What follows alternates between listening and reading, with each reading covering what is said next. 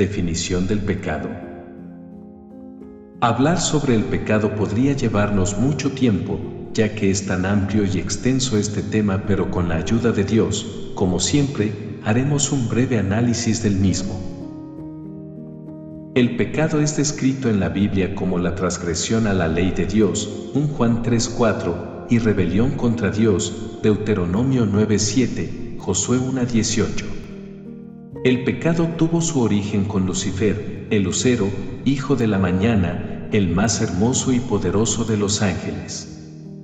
No contento con ser todo esto, él deseó ser semejante al Dios Altísimo, y esa fue su caída y el inicio del pecado, Isaías 14, 12-15.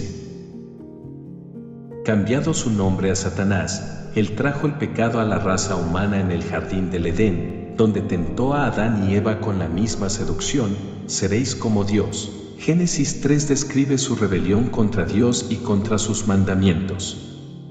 A partir de ese momento, el pecado ha pasado a través de todas las generaciones de la raza humana, y nosotros como descendientes de Adán, hemos heredado las consecuencias del pecado de él. Romanos 5:12 nos dice que a través de Adán, el pecado entró al mundo, así que la muerte pasó a todos los hombres, porque la paga del pecado es muerte, Romanos 6:23. Existe un tipo de pecado que es muy particular, es conocido como pecado imputado. La palabra en griego traducida como imputación significa tomar algo que pertenece a alguien y acreditarlo a la cuenta de otro. Antes que fuera dada la ley de Moisés, el pecado no era imputado al hombre, sin embargo aún así los hombres eran pecadores porque heredaron el pecado. Después que la ley fue dada, los pecados cometidos en violación a la ley fueron imputados, acreditados a ellos, Romanos 5:13. Aún antes que las transgresiones de la ley fueran imputadas al hombre, la paga por el pecado, la muerte, continuó reinando, Romanos 5:14. Todos los humanos, desde Adán hasta Moisés, estuvieron sujetos a muerte, no por sus acciones pecaminosas contra la ley mosaica, la cual aún no tenían, sino por su propia y heredada naturaleza pecaminosa. Después de Moisés, toda la humanidad estuvo sujeta a muerte tanto por las consecuencias del pecado heredado de nuestros primeros padres, como también por el pecado imputado como resultado de violar una y otra vez las leyes que nos impuso Dios. Dios usó este principio de imputación para beneficio de la raza humana, cuando Él imputó el pecado de los creyentes a la cuenta de Jesucristo, quien pagó la pena por el pecado, la muerte, en la cruz. Imputando nuestro pecado a Jesús, Dios lo trató como si Él fuera un pecador, aunque Él nunca lo fue, y lo hizo morir por los pecados de todos aquellos que creyeran en Él. ¿Qué son los 7 pecados mortales? Mucha gente tiene una lista de 7 pecados que supuestamente Dios no perdonará. Esta lista es conocida como los 7 pecados capitales. ¿Es bíblica la idea de los 7 pecados capitales? Sí y no. Proverbios 6, 16-19 dice: 6 cosas aborrece Jehová, y aún 7 abomina su alma. 1. Los ojos altivos. 2. La lengua mentirosa.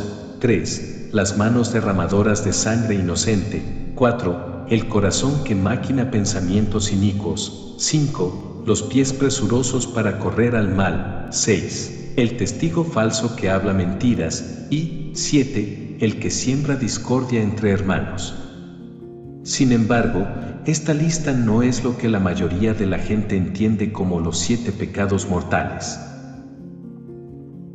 Mucha gente cree que la lista de los 7 pecados capitales es soberbia, envidia, gula, lujuria, ira, avaricia y pereza.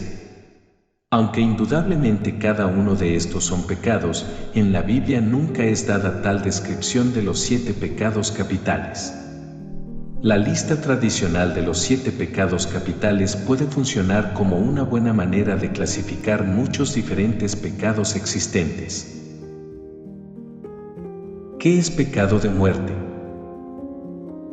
1 Juan 5:16 es uno de los versos más difíciles en el Nuevo Testamento. Si alguno viere a su hermano cometer pecado que no sea de muerte, pedirá, y Dios le dará vida. Esto es para los que cometen pecado que no sea de muerte. Hay pecado de muerte, por el cual yo no digo que se pida. De todas las interpretaciones que han surgido, ninguna parece responder a todas las preguntas concernientes a este verso. Esta mejor interpretación puede encontrarse comparando este verso con lo que le sucedió a Ananías y Zafira en Hechos 5, 1, 10, ver también 1 Corintios 11:30. El pecado de muerte es un pecado deliberado, consciente, continuo y falto de arrepentimiento. Dios, en su gracia, permite que sus hijos pequen sin castigarlos de inmediato. Sin embargo, llega un punto cuando Dios ya no puede permitir que un creyente continúe pecando sin arrepentirse. Cuando se alcanza este punto, algunas veces Dios decide castigar a un cristiano, aún al punto de quitarle la vida, aunque esto parezca difícil de creer. Eso fue lo que hizo en Hechos 5, 1, 10 y 1 Corintios 11, 28-32. Tal vez esto es lo que Pablo describe a la iglesia de Corinto en 1 Corintios 5, 1, 5. Debemos orar por cristianos que están pecando. Sin embargo, puede llegar el momento cuando Dios ya no escuche las oraciones por un creyente pecador a quien Él ya ha considerado necesario juzgar.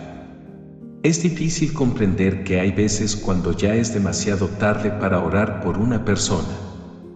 Dios es bueno y justo, y solo tendremos que dejarle a Él la decisión de cuando es demasiado tarde y confiar en su juicio. ¿Qué es el pecado imperdonable? El caso del pecado imperdonable o la blasfemia contra el Espíritu Santo es mencionado en el Nuevo Testamento en Mr 3, 22-30 y Mateo 12, 22-32. El término blasfemia en términos generales puede ser definido como una irreverencia desafiante. Aplicaríamos el término a pecados tales como maldecir a Dios o degradar voluntariamente las cosas relativas a Él. También lo es el atribuir maldad a Dios o negar algún bien que debamos atribuirle a Él. Sin embargo, este caso de blasfemia es uno específico, llamado la blasfemia contra el Espíritu Santo en Mateo 12:31.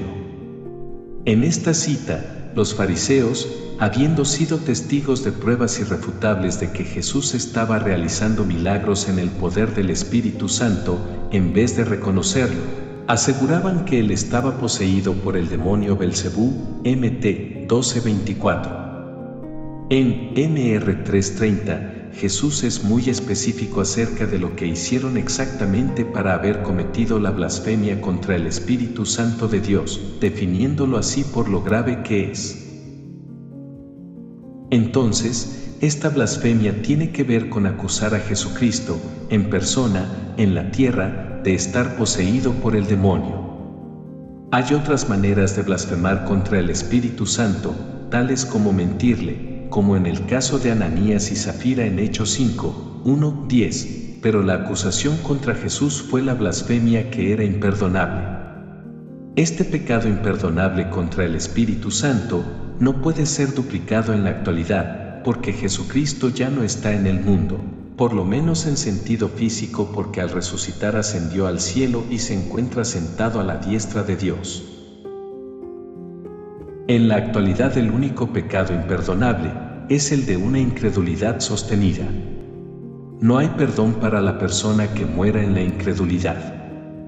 Juan 3:16 nos dice, porque de tal manera amó Dios al mundo, que ha dado a su Hijo unigénito, para que todo aquel que en él cree no se pierda, mas tenga vida eterna. La única condición para que alguien no sea perdonado es si el /ella no está entre los todo aquel que en él cree. Jesús dijo, yo soy el camino, y la verdad y la vida, nadie viene al Padre, sino por mí. Juan 14:6. El rechazar la única forma de salvación es condenarse a sí mismo a una eternidad en el infierno, y el haber rechazado el único perdón resulta obviamente un pecado que es totalmente imperdonable. Mucha gente teme haber cometido algún pecado que Dios no perdona ni perdonará y sienten que no hay esperanza para ellos, sin importar lo que hagan. Nada le gustaría más a Satanás que mantenernos trabajando bajo este malentendido. La verdad es que si una persona tiene este temor, ella solo necesita venir ante Dios, confesar ese pecado, arrepentirse y aceptar la promesa del perdón de Dios. Si confesamos nuestros pecados, Él es fiel y justo para perdonar nuestros pecados y limpiarnos de toda maldad. 1 Juan 1:9. Finalmente se hará mención del pecado personal. Este es aquel que es cometido día tras día por el ser humano. Por haber heredado la naturaleza pecaminosa de Adán, cometemos pecados individuales y personales, todos ellos, desde la aparentemente inocente mentirilla hasta el homicidio. Aquellos que no han puesto su fe en Jesucristo deben pagar el castigo por estos pecados personales, así como por el imputado pecado de herencia, no confundir con Es 18:14 que habla del pecado individual. Sin embargo, los creyentes han sido liberados de la condenación eterna del pecado, el infierno y la muerte espiritual. Ahora podemos elegir si cometer o no pecados personales, porque tenemos el poder de resistir al pecado a través del Espíritu Santo que mora dentro de nosotros, santificándonos y dándonos la convicción de nuestros pecados cuando los cometemos. Romanos 8:9-11.